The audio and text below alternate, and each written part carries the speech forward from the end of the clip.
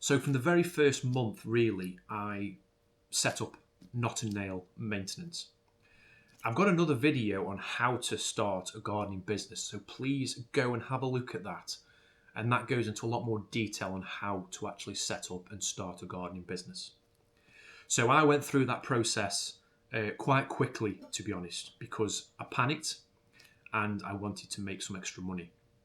So what I did, I bought a gutter vac and I just smashed Facebook community groups.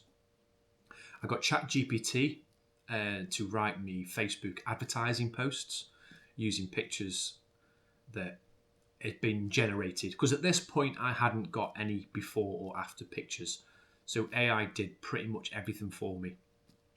And again, I would fully recommend downloading a chatbot. ChatGPT has been fantastic for me in my business.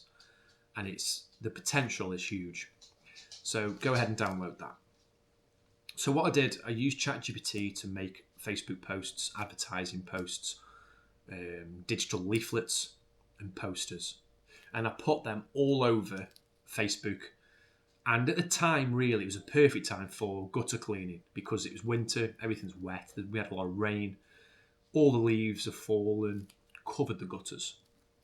So it was a great time, really, for the positive side of it. It was a great time to start. And then slowly but surely, I started to do a few customers. I started to get a little bit of traction. I made some business cards and I made some leaflets that I would hand to the customer on the day when I've done the job, and just to say, I also do this. So the gutter cleaning really was my way in to that customer, to that property. And then when I was there, I just said, I do garden maintenance. I'm a qualified gardener. If you need anything, let me know. And when they paid for the gutter cleaning, I would then ask them to leave me a review every time. So you can see now, if you just rinse and repeat that process, advertise. I'm not going to overcomplicate it because this is all I did. I advertised on Facebook.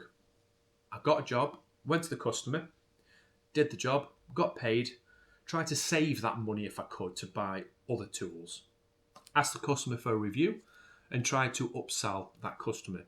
So you want to see that customer as kind of a recurring income stream. So that once you've got their trust and they know you and they know you do a good job, more than likely they will come to you again and ask you to do something else. And then they will recommend you to the friends, the family. And before you know it, you can start building up a nice little network. It takes time, but that's the way to do it.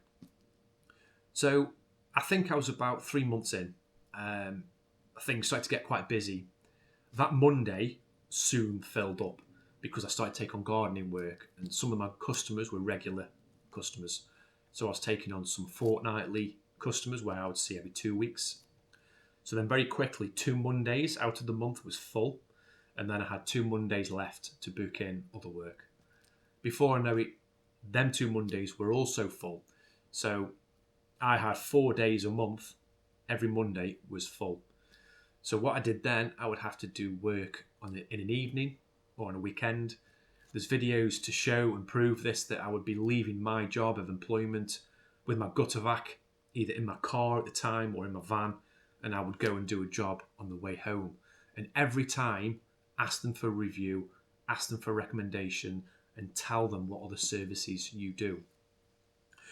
And this is the tricky part, because a few people have asked me, well, how did you make the move from 1 day a week to actually quitting and going full time? Because I got to a point where you can't make enough money in that 1 day to replace your income from your employment. So what I did, and this is, I don't think I've mentioned this before, but this is how I did it. So it was around end of April, May time. I'd started to get quite a lot of calls. I was advertising heavily.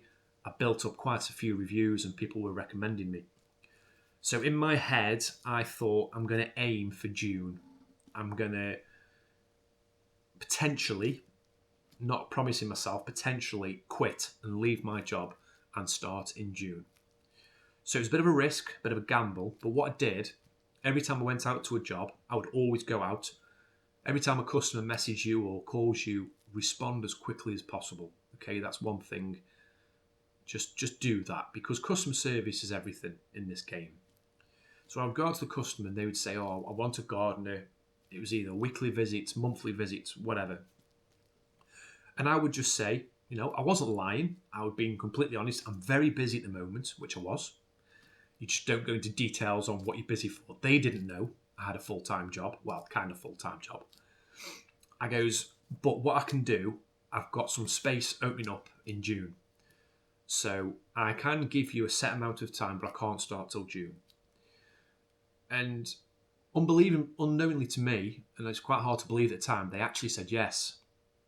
Because what I found, they were struggling. At this point now, in May, all the gardeners are full, they're busy, they're not taking on any work.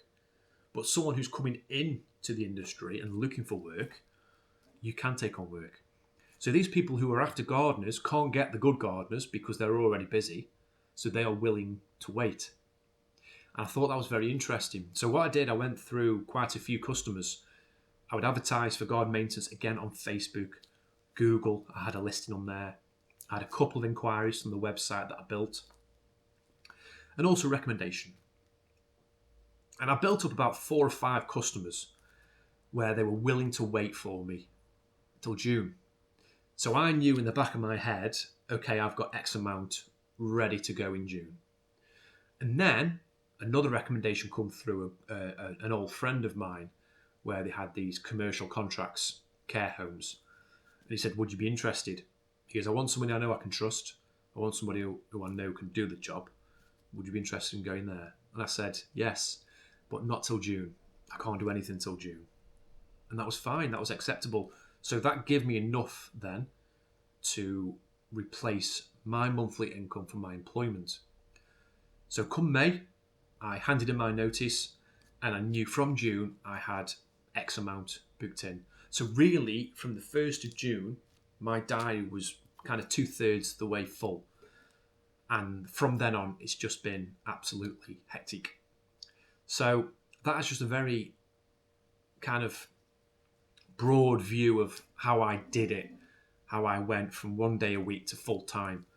And hopefully this helps somebody, because I was very stuck for a couple of months where I didn't know how to break free.